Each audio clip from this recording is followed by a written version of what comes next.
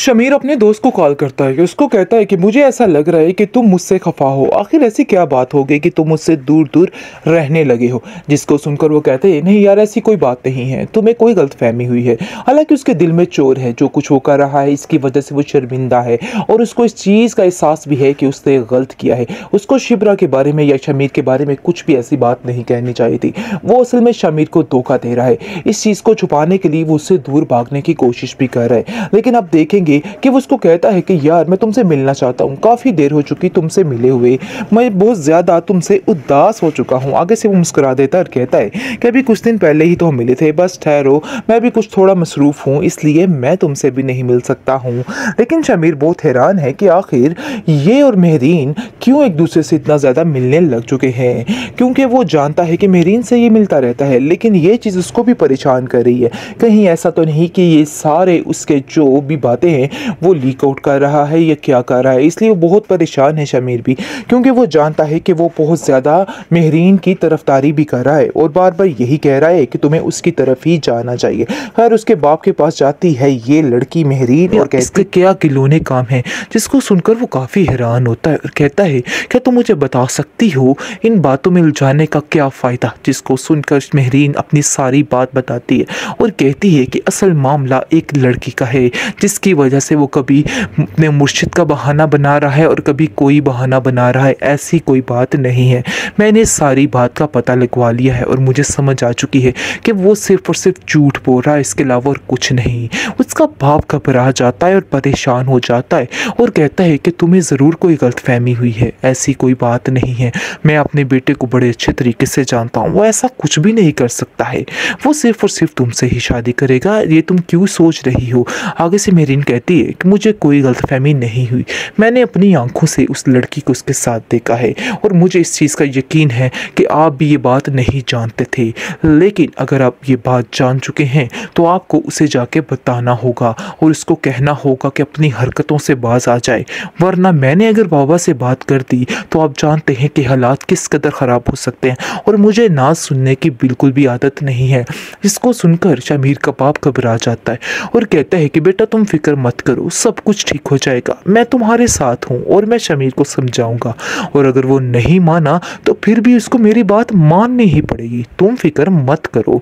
बहुत ज़्यादा परेशानी की हालत में इधर उधर फिर रहा होता है। शमीर को कॉल करता है, शमीर को कहता है कि मैं तुमसे मिलना चाहता हूँ, जल्दी से फ़ौरन घर आओ।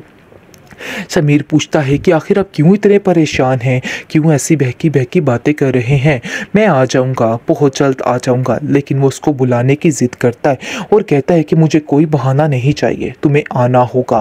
और जैसे ही वो उसके पास आता है तो सारा किस्सा उसका खोल के बताता है और कहता है कि मेहरीन इन सब बातों के सख्त खिलाफ है और मैं नहीं चाहता कि मेहरीन के दिल में कोई भी शक आ पहुँचे, इसलिए बेहतर यही है कि अपने दिमाग के तालों को खोलो और अपनी दुनिया अगली दुनिया की तरफ ध्यान दो।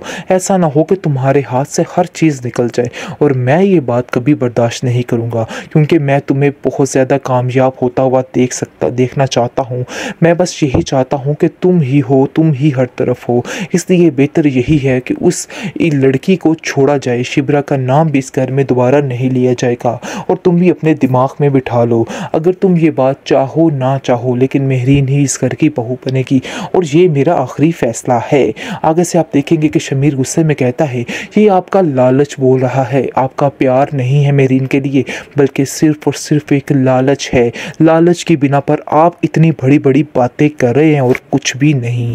ड्रामा सीरियल इश्क मुशरत में आप देखेंगे कि मेहरीन जैसा कि सारा कुछ जान चुकी है, सारी हकीकत से वाकिफ़ हो चुकी है, लेकिन अब वो सुकून से नहीं बैठने वाली है। उसको हर वक्त एक टेंशन, एक परेशानी ने घेरा हुआ है कि आखिर वो किस तरह से कौन सा दाव खेले तो सारी जंग वो जीत जाए। लेकिन वो बहुत बड़ी बेवकूफ़ी कर रही है।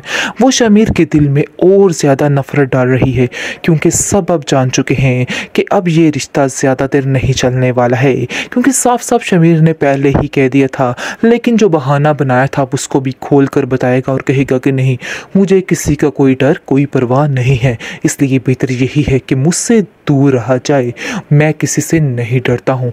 लेकिन मेहरीन को और कुछ नज़र नहीं आ रहा है, तो वो उसके बाप के पास आती है और उसको आकर कहती है कि आखिर आपके बेटे को क्या मसला है, क्यों आपका बेटा इन सब बातों पे तुला हुआ है, क्यों अपनी ज़िंदगी को खुद ही तबाह कर रहा है, क्यों इस तबाही की तरफ जा रहा है, क्यों आप उसको नहीं समझा रहे हैं। जिसको सुनकर आप देखेंगे कि वो कहता है, तुम फिक्र मत करो मेहरीन, तुम मुझे सारी बात बताओ खुलकर, आखिर बात क्या हुई है। जिसको सुनकर वो कहती है कि आपको कुछ मालूम नहीं कि आपका बेटा आपके साथ क्या धोखा कर रहा है, आपकी पीठ के पीछे इसके क्या गिलोने काम है। जिसको सुनकर वो काफ़ी हैरान होता है और कहता है, क्या तुम मुझे बता सकती हो इन बातों में उलझाने का क्या फ़ायदा। जिसको सुनकर मेहरीन अपनी सारी बात बताती है और कहती है कि असल मामला एक लड़की का है, जिसकी वजह से वो कभी अपने मुर्शिद का बहाना बना रहा है और कभी कोई बहाना बना रहा है। ऐसी कोई बात नहीं है, मैंने सारी बात का पता लगवा लिया है और मुझे समझ आ चुकी है कि वो सिर्फ और सिर्फ झूठ बोल रहा है, इसके अलावा और कुछ नहीं। उसका बाप घबरा जाता है और परेशान हो जाता है और कहता है कि तुम्हें ज़रूर कोई गलतफहमी हुई है, ऐसी कोई बात नहीं है, मैं अपने बेटे को बड़े अच्छे तरीके से जानता हूँ, वो ऐसा कुछ भी नहीं कर सकता है, वो सिर्फ और सिर्फ तुमसे ही शादी करेगा, ये तुम क्यों सोच रही हो।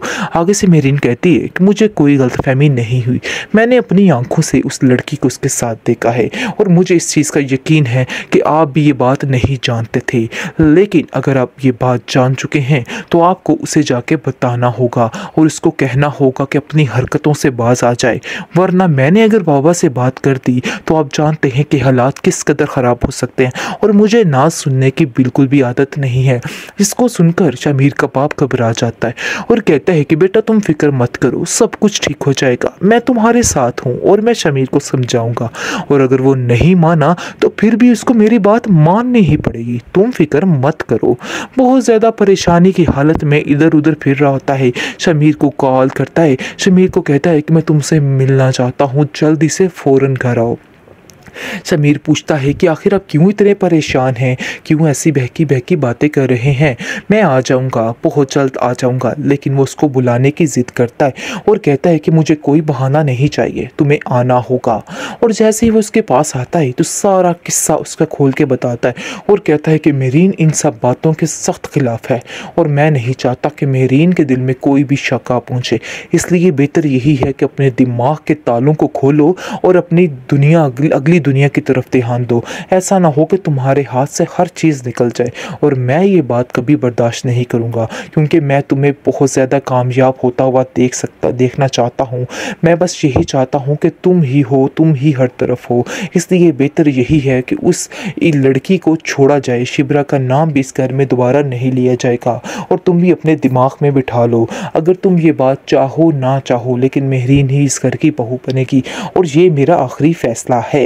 आगे से आप देखेंगे कि शमीर गुस्से में कहता है, ये आपका लालच बोल रहा है, आपका प्यार नहीं है मेहरीन के लिए, बल्कि सिर्फ और सिर्फ एक लालच है। लालच की बिना पर आप इतनी बड़ी बड़ी बातें कर रहे हैं और कुछ भी नहीं।